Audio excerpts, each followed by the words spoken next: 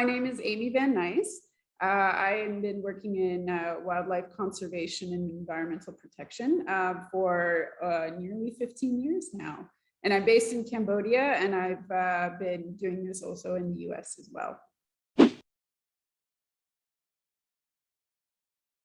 I've always been passionate about politics, languages, travel, and animals. And I, for ages, couldn't figure out how to make those all fit together. And I always thought that the animal side of things would be in my personal life. But then one day, I was sitting in my kitchen in Tokyo, and I saw a public service announcement on TV by the organization that we used to be a part of, and then we split.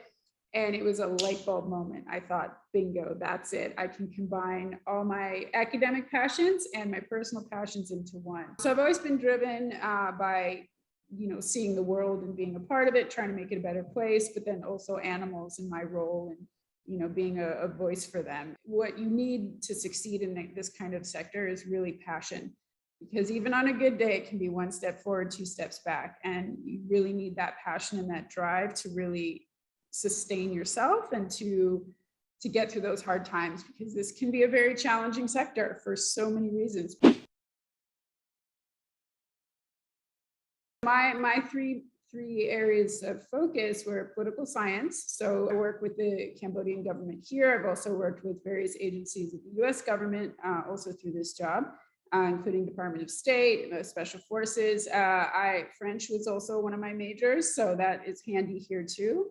And also Japanese. So I don't use Japanese as much in my current role, but I have lived in Japan several times and was working there as well. I actually was a transfer student to U of A. I did 2 years there. I did sophomore and senior year, which is a bit different than the norm. But U of A, when I got there for orientation and they talked about the interdisciplinary program, which allowed 3 full majors of your choosing as long as you could justify it, again, that was a light bulb moment, and it literally gave me chills. I thought, this is it. Just thinking about general academics and what I was going to do in my academic career, I thought, well, a major and a minor, that's not quite enough for me. I have so many things that I feel are related and I want to study together, but other academic programs didn't allow that.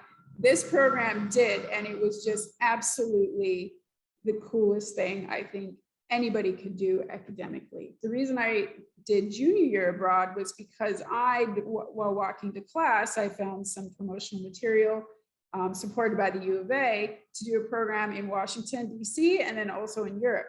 And then also a summer program through the University of Arizona that supported another one of my majors. So I was able to do all these complementary programs under the umbrella and the support of U of A. So I think by having that broad academic background and the demonstrated ability to tackle 3 subjects, challenging ones, really, I think, set me apart and prepared me for future academics, which was my master's program, and then also my career path.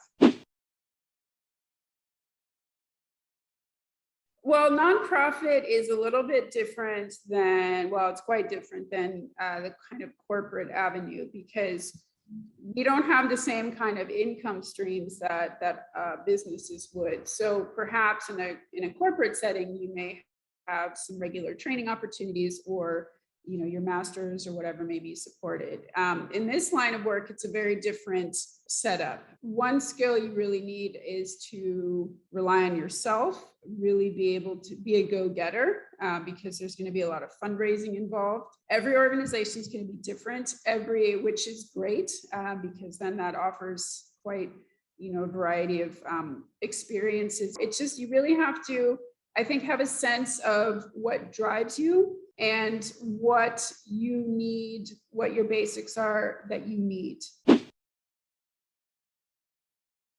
Well, the first thing I will say, and this is based on my personal experience, is do not give up. Because I will tell you, it took me 2 years to get into this sector. And, when people take these jobs, they stay for a long time. So it can take a while to break into it. So on that note, my biggest advice is do not give up. I would also network as well. Traveling is always the best thing you can possibly do. Get out, go to where you want to work. Make those connections, talk to people, show how you're different. If you're from a totally different industry, that can be an amazing thing. Show how that is going to benefit this particular organization or office. And don't be afraid to cold call. I've cold called so many times and I get zero response or big fat no or door slammed in my face. And that's okay. Because now I'm in a position where I receive those cold calls, and because I hate that door being slammed in my face, I try and respond. I try and give them the opportunity or at least advice and redirect them to another office that may be hiring. But make those connections and show what sets you aside from everybody else and how you can benefit that sector. Well, I basically studied the entire time I was there. I just loved the academic side of things, whereas Friday, Saturday night, all I wanted to do was study, which I know sounds completely nerdy. But because of that, I graduated with honors. Strongly suggest just bear down and study, and then also engage in whatever student organizations align with either your career passion or your personal passion. I was part of Model UN for a period of time, and that was excellent, meeting other students of similar backgrounds, and also the cohorts through my different colleges. So we were part of the Asian Studies group. I would really recommend getting involved in those student groups, because then that also gives you an experience and kind of a sampler platter of like, okay, is this something I want to pursue professionally, or is it something I love and I'll pursue in my free time? And those kind of things, you can figure out what you want to do by figuring out what you don't want to do. And also, we glorify an image of being a CEO, but then when it comes to, oh my God, I don't want to do that. I don't want a life of that.